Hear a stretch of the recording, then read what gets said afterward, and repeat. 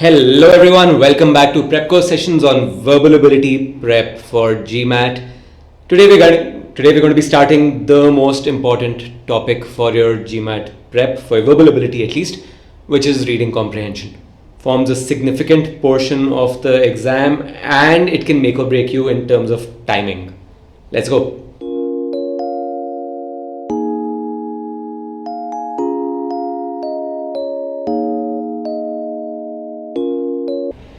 What is up everyone? Today is my favorite topic, reading comprehension. It's actually great fun. Sentence correction after a while gets tedious and boring for me. RC is one topic where if you're really into the topic, and you can do that, you can score really well. And this is where you can really differentiate, because a lot of people are scared of RC. You should not be scared of RC. Reading comprehension, people feel that there can be multiple answers, it's ambiguous. Just keep one thing in mind. No question in the paper can have an ambiguous answer. That this option is also correct or this can also be correct. No. It is the examiner's job to make sure there's only one right answer. Because otherwise their whole exam goes for a toss. And they get sued into oblivion if it's a foreign exam. They can't do that. So it is their job to give you enough and more clues to get the right answer. Your job is to find those clues. So what do you need for RC? Comprehension, of course. It's in the name. This means no skimming. Do not think that you can read the questions first, or maybe spend a minute going through the passage, read the questions and come back. This is supposedly a controversial topic. In my eyes, is not controversial at all. Skimming means really bad accuracy. You might be 1 out of 100 people for whom it works, even for you. If you go back and check the answers you got right and those you got wrong, you will not have 100% accuracy. It will be much lower than if you actually focus on understanding the passage before touching the questions. You need perfect accuracy. This is not negotiable. Speed is very important. Comprehension is more important. And you have to, of course, get to a stage where you can read really, really fast and then slow down a bit to understand the passage as you go along. You can't let the words just whiz by, yahan se wahan, like it's going past your head. You need to understand. Do not move on to the next sentence and to the next paragraph till you have understood what this one is talking about. I don't mean memorize all the terms. I don't mean even read all the long technical terms that are given to you. But you need to understand what the author is trying to say from that particular sentence or paragraph before you move on. Because in a dense exam, in a tough exam, it is easy to get to a stage where you're reading something and you move on to the next paragraph and you've forgotten what you read about. It's hazy. Don't do that. You need to focus. And if you practice enough, you'll get the speed also. Vocab, how important is it? It's important. There's no denying it. It is not the most important thing in the world. Do not start mugging up word lists. We're not talking about GRE. Word lists will not help you at all. You can go through 5,000 words. It'll take you 5,000 minutes to read those 5,000 words. You will remember maybe 50 of those words, if that. And those 50 will actually be ones you've already known. Word lists are useless. You cannot mug up words. So do a lot of reading, all kinds of different sources. That will help you much more. If you come across a word in your reading that you haven't heard before, then first stop and think. What is the passage saying? In context, what could it mean? And then look it up. That will help you much more than just going through a dictionary or one of those fancy word lists on the internet and trying to mug it up. Training is very important, which comes from practice. You will not have more than 3 minutes to read a passage. And then 50 seconds to a minute per question, but actually less than that. if you're giving yourself 5 to 6 minutes for the passage, that 5 minutes I'd said on the previous slide, that's an ideal. You will not be able to do all passages in those 5 minutes each. The simple ones, yes. The tricky ones, let's say you're on GMAT and you're at a level where your questions are getting tougher and tougher. You're going to end up with a 700 plus score. This is not easy. You will take a lot of time. Practice till you get really fast. Read a lot. And don't read again with the focus of, with the intent of memorizing stuff, but just read. It'll help. Do a lot of practice tests, of course, and do a lot of analysis. We're going to have a separate class on analysis of the exam, especially of the verbal section, which is very, very, very important. Any test you're taking right now, any practice tests, you need to spend more time analyzing it than you did taking the test. So we're going to discuss that in a separate class soon. In the meanwhile, just remember you need to analyze thoroughly. Like I said, this is a section where they need to give you a clear answer. There can be no ambiguity. You can't have a situation where option B is also correct and option C is also correct. They have to give you enough clues. There are people waiting to pounce on them if there's a wrong answer, or if there's a wrong question, sorry. They can't do that. The examiners have to give you enough clues. And B, they are not testing your general knowledge. In fact, forget your general knowledge. What should you read? This is a question I get very often. I would just say it depends on your interests. Don't force yourself to go in for reading books that you don't like. If you read non-fiction and light stuff, I'm not going to say go read War and Peace. It won't help and it will put you off reading forever. Having said that, you need to read different kinds of sources. So read newspapers, read articles on the internet, read some non-fiction, some novels. So let's look at some examples of what you could be reading. So sci-fi, fantasy, if you're into that kind of stuff, I can highly recommend Dune. It's a book by Frank Herbert, early 60s. I think there's even a movie coming out on that. It's science fiction, fantasy, politics, religion, all mixed into one. Fantastic book. What else? Lord of the Rings is a great recommendation for sure. Science fiction, the 2001 series by Arthur C. Clarke, 2001, 2010, 2061, 3001. Great books, all of them. Graphic novels, a lot of the Alan Moore novels. 300 is actually a great one. I didn't like the movie much, but it's a really, really good graphic novel. V for Vendetta is my favorite. It's one of my favorite movies too. The graphic novel is just out of the world. I still go back and read Asterix and Tintin. Non-fiction, there's too much to talk about here. You could start off easy, like even Tim Harford has written a couple of good books on everyday economics. Those are good ones to start with. You could read Sapiens. It's a dense book, but it keeps moving, and you learn so much from it about human history. Young adult fiction, I haven't read this genre too much, to be honest, but even if you're a fan of Twilight, go for it. There's lots of Roald Dahl writes really good books. Charlie and the Chocolate Factory, My Family and Other Animals. Then there's The Curious Incident of the Dog in the Night Time. That's a good one. Indian mythological, if that rocks your boat. The Amish Tripathi books. Devdutt Patnaik's written a bunch of them. And literary fiction. Why, if you're into that, why not To Kill a Mockingbird and the sequel? I haven't read the sequel, to be honest. I don't know how good or bad it is. So I'm not going to force you to read a particular kind of book. Whatever you read, read more. and then move on to other sources like newspapers and stuff.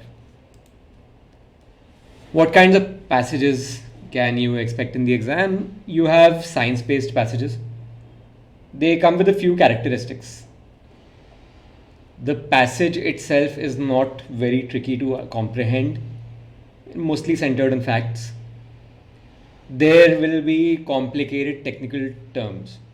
The concepts might not be very complicated, but the terms themselves. You could have a passage on the impact of dichloro, diphenyl, trichloroethane on crops. DDT. So don't even start reading these terms. Dichloro 8, diphenyl, that's 16. Trichloro is 9 more, that's 25. Ethane, that's a 31 letter word. Right, don't even read it. Just remember, okay, passage 2 talks about this chemical name with a long name starting with D. So if there's a question on it, you know where to come back to. Don't read the word. It'll throw you off. You could get newspaper editorials. Could be linked to current events, could be linked to historic events. Forget everything you know. This is very important in these. Forget any facts that you know from the real world. Just focus on what is given in the passage. They could be giving an opinion piece written by someone who's unclear on the facts himself. It's unlikely, but it could happen. If you know some facts from real life, forget them. Just go by what's given in the passage. This is not GK. Social sciences. History, philosophy, these are the ones people hate the most. With good reason. The concepts are really complex. They could throw philosophical terms, lots of isms being thrown here and there. These passages are the trickiest ones to read. Having said that, the examiner is setting a paper for everyone. They know their students. They know who's likely to give the exam.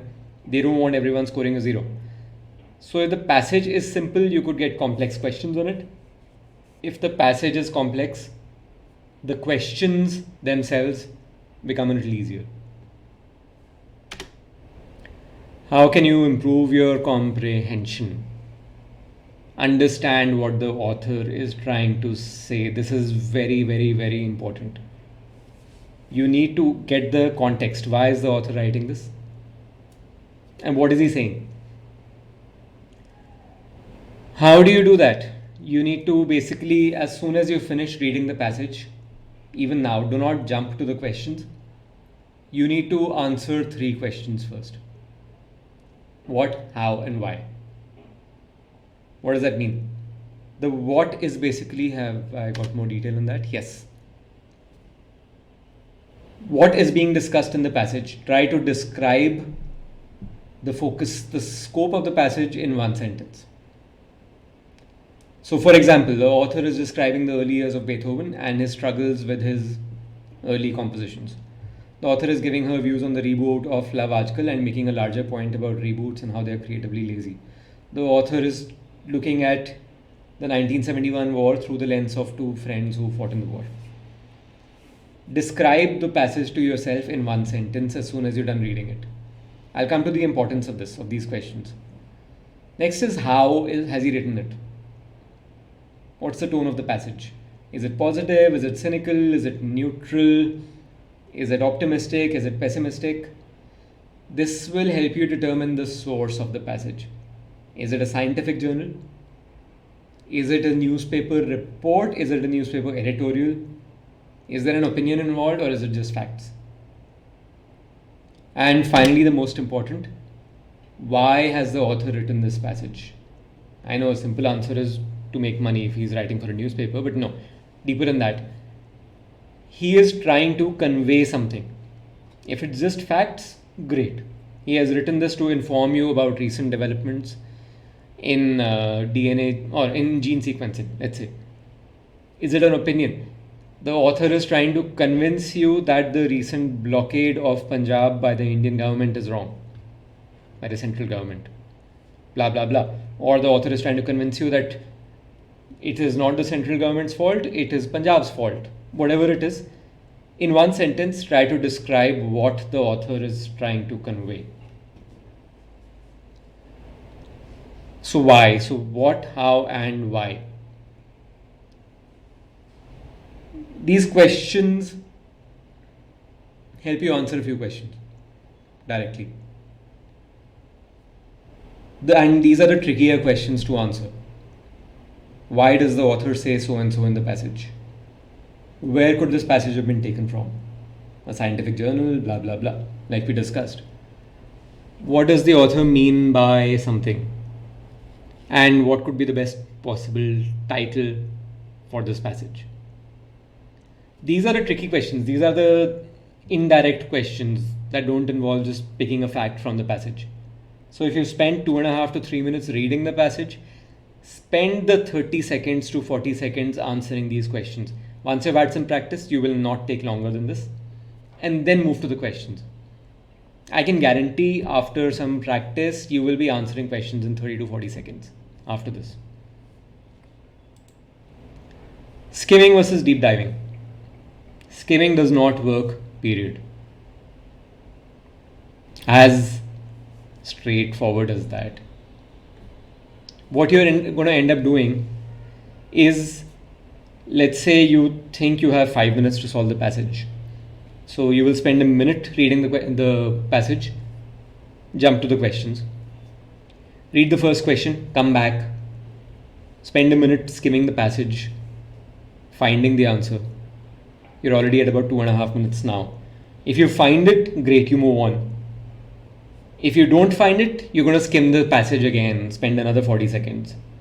You're even more unlikely to find the answer this time because you're reading faster.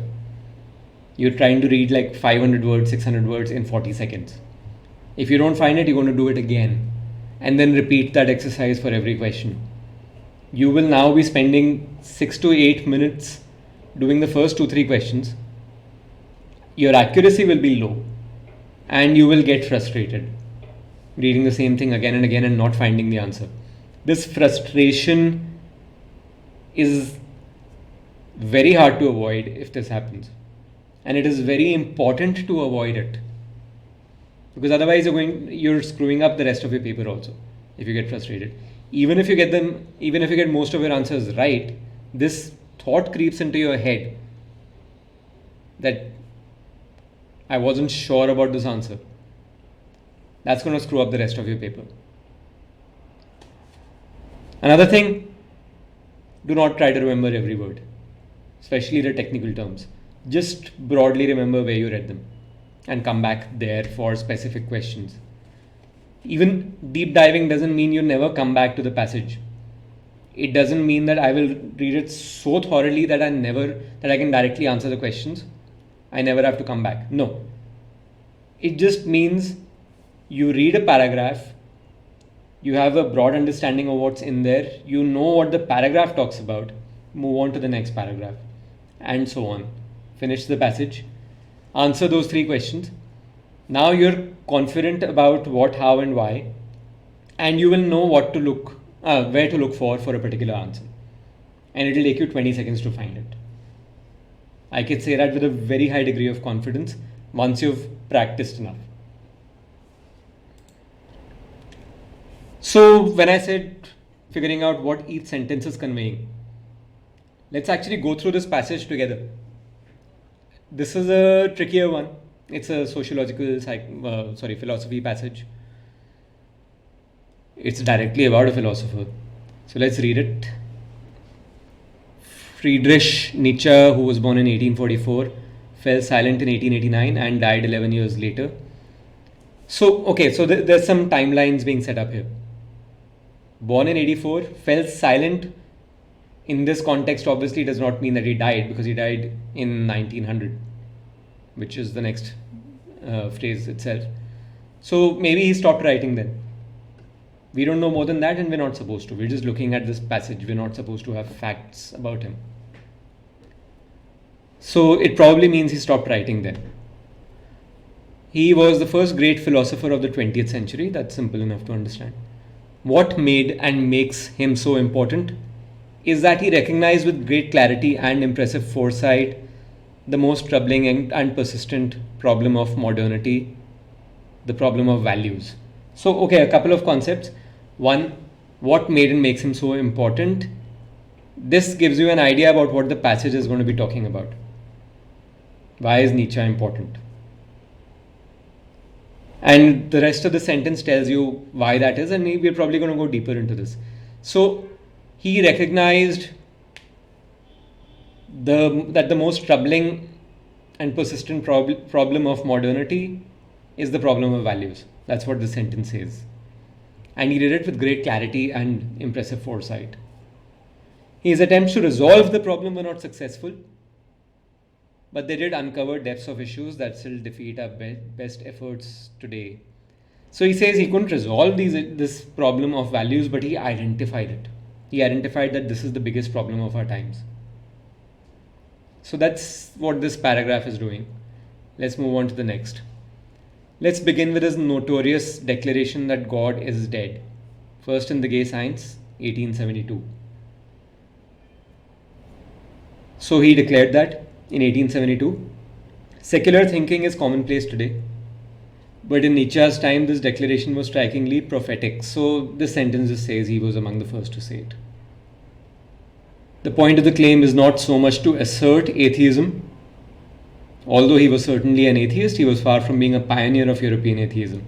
The sentence is saying that he didn't say God is dead from an atheist perspective, that God does not exist. Rather, so what did he mean? We're going to find out now. Rather, his observation is sociological.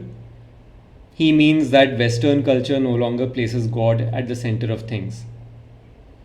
So this is interesting. His observation is sociological in a way. And then you put a colon and explain something more. If you don't know the definition of sociological, then what do? You have to try to figure it out. So it seems from this passage that sociological means, so the reason he's giving is he means that Western culture no longer places God at the center of things. So sociological would mean to do with humans, where humans are more important than religions are, and religious concepts are. So coming back, so he didn't say God is dead from an atheist perspective, that God does not exist. He meant that God is no longer the center of the universe. He's no longer the center of things. That's what he means by God is dead. In another way, the term sociological is quite misleading because there is nothing value neutral in Nietzsche's assertion. So here you get more ideas about what sociological might mean. So he says it's misleading and there is nothing value neutral. So therefore sociological should ideally be value neutral. That's all you know, and that's good enough.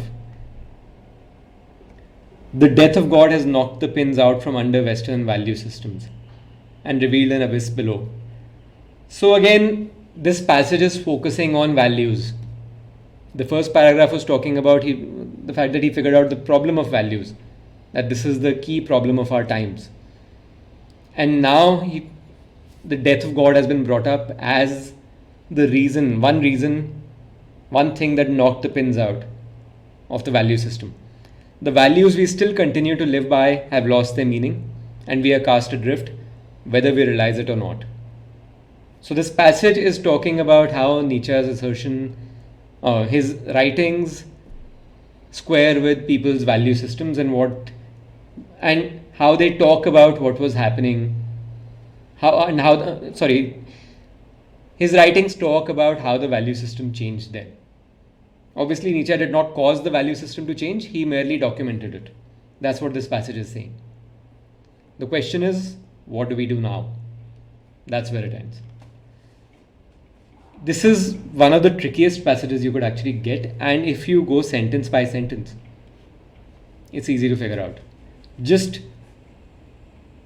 forget everything else, don't panic that there are so many large words here. Just think, okay, what is this sentence saying? What is this sentence saying? End of paragraph. What did this paragraph tell me? And move on. What can they confuse you with?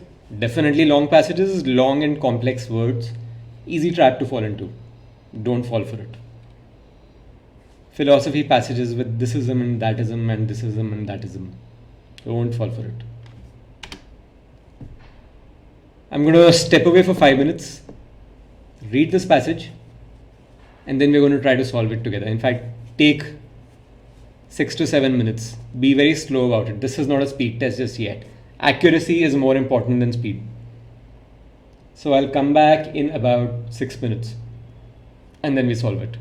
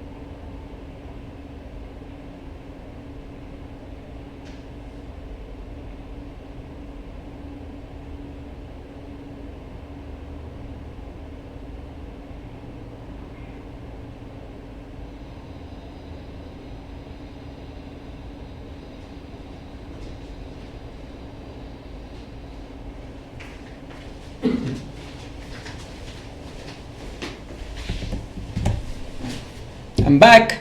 Did you miss me? After this passage? No. Everyone hates me now. Let's see what the questions are like.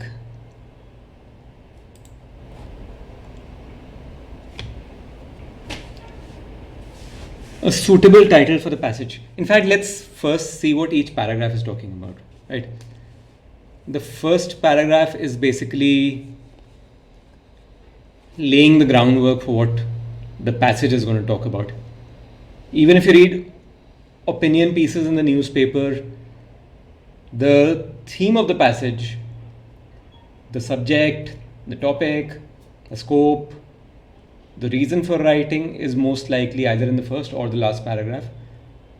Much more likely to be in the first. So if you come to the first question, a suitable title for the passage, it actually comes from the first paragraph. Let's look at the options. Political theory in the Western world. This is not it. Why? Because look at the third sentence. In fact, does my pen work? Yes, it does. We are not looking at the whole history of political thought in the subject guide. Not even a representative selection. The modern period and modernity, blah, blah, blah. The modern period covers thinkers from the time of the European Reformation until the middle of the 19th century.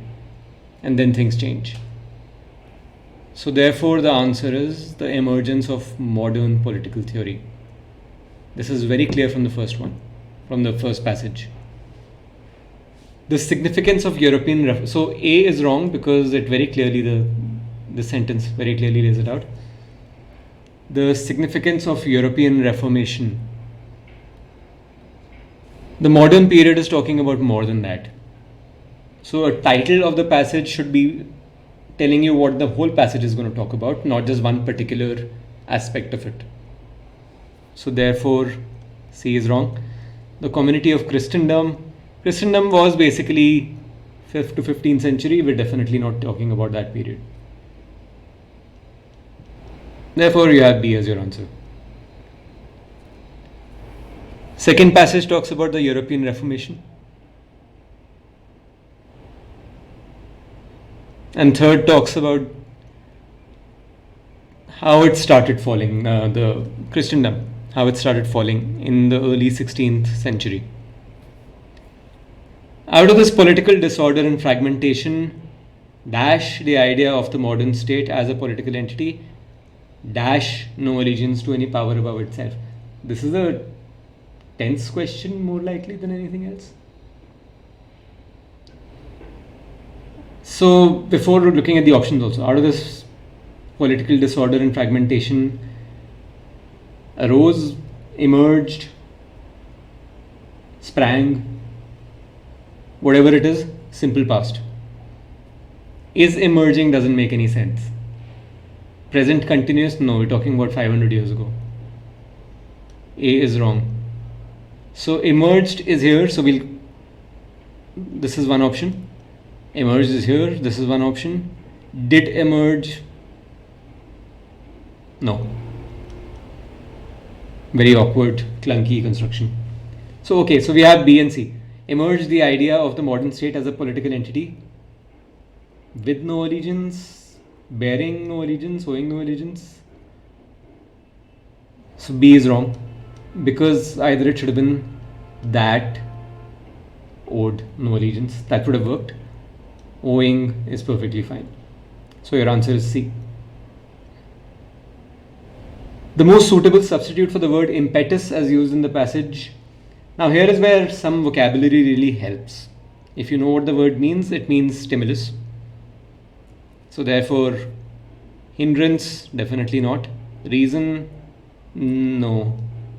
Unity, definitely not. Stimulus is an option. If you're not clear on the meaning, let's look at the passage. This is second paragraph. Here it is.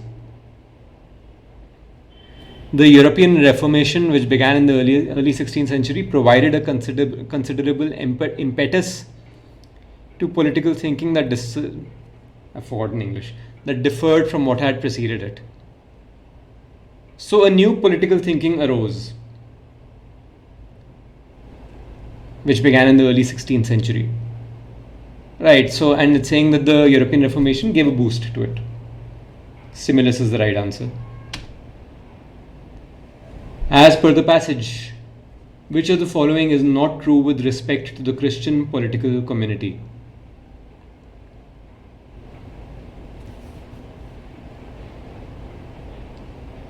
Be very, very, very clear about this. Do not miss this. This is a very, very common mistake that people make. They try to speed read the question itself and miss this. So you have to figure out which is wrong. Christian political community is described in the second and third paragraph.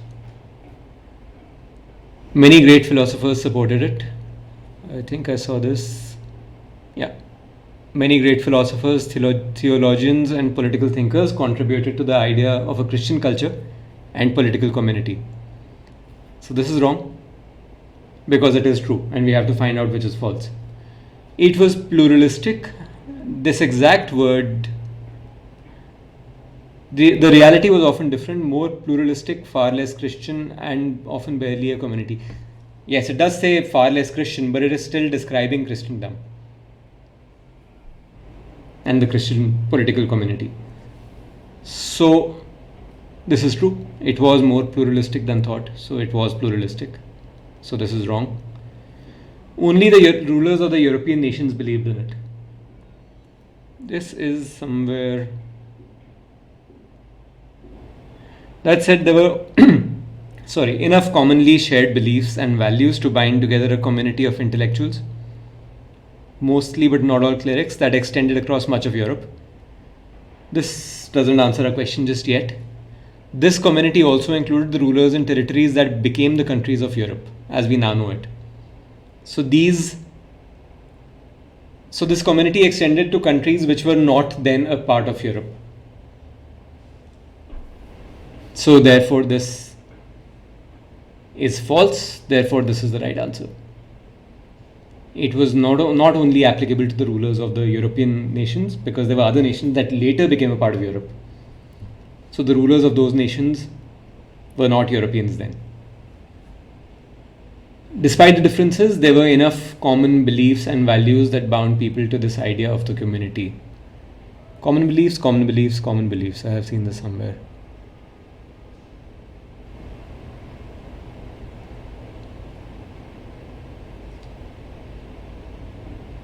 Yeah, there were enough commonly shared beliefs and values to bind together a community. This is directly the sentence, so therefore it is true, therefore it is wrong. C is the right answer. Next, the reason for fragmentation of Christendom was Martin Luther's challenge to authority of the Catholic Church and the Pope. This is mentioned somewhere here.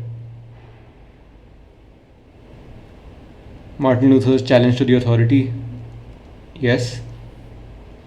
Many princes abandoned allegiance to Rome. Different princes abandoned allegiance to Rome. So both of the above are mentioned, right? Wrong. Because they're asking for a reason. And it said the reason, not a reason. Now this is a tricky question. If it said one of the reasons, because this becomes tricky because it was accelerated. That's what the passage says. The process of fragmentation. And also it had begun to fragment over a long period. And at some point it started accelerating the fragmentation. So when you say the reason for fragmentation, this is not it. So therefore the answer is none of the above. Charles V, the Holy Roman Emperor, is mentioned as an example of, here he is, to the senior Catholic powers such as Charles V, the Holy Roman Emperor. So he is mentioned very clearly as a senior Catholic power. You don't need to see the rest, but why not? People who challenged the authority of the Catholic Church? No, it was not long before the legacy had become political, as princes abandoned allegiance to Rome and the Catholic powers. So people were challenging his authority. Princes who abandoned allegiance to Rome? No, he's not one. They abandoned allegiance to him. And he's not a pope. He is a senior Catholic power. This is the right answer. Last couple of questions and then we're done, I promise.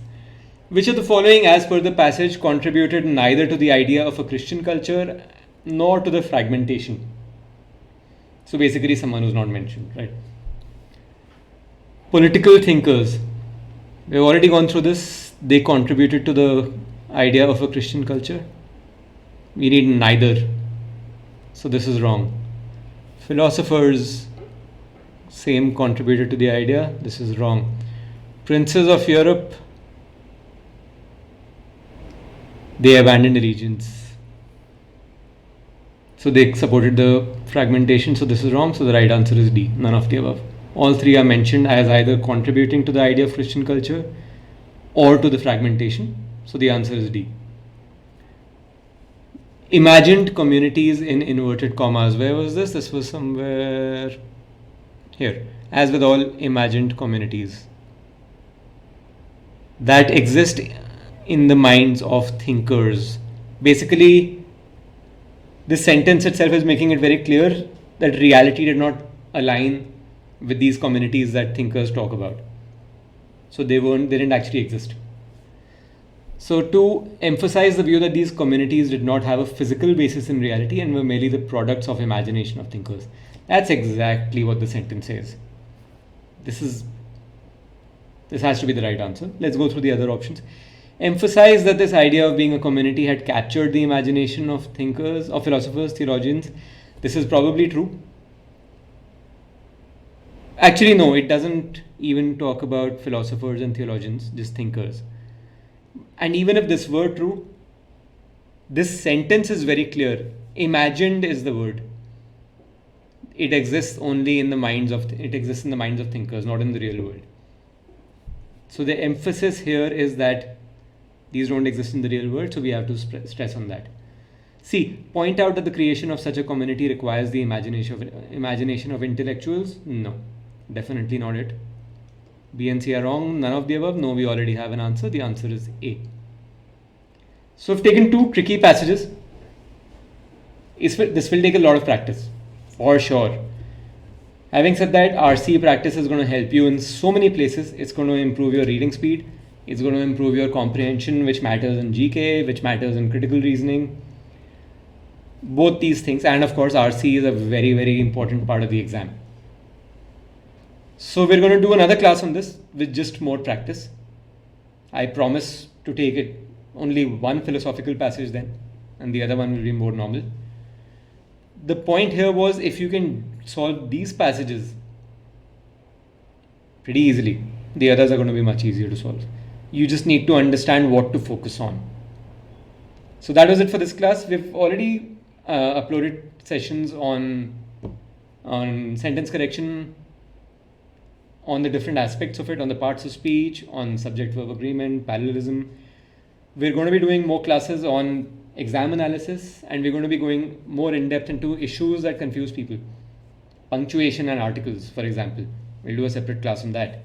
So subscribe to our channel, like this video, it really helps us. We're hoping that eventually this can start making us some money through ad revenue. And a like and subscribe definitely clearly helps us. And we'll also put links to those other classes in the description below, so check those out. And see you guys soon for the next class. Bye bye.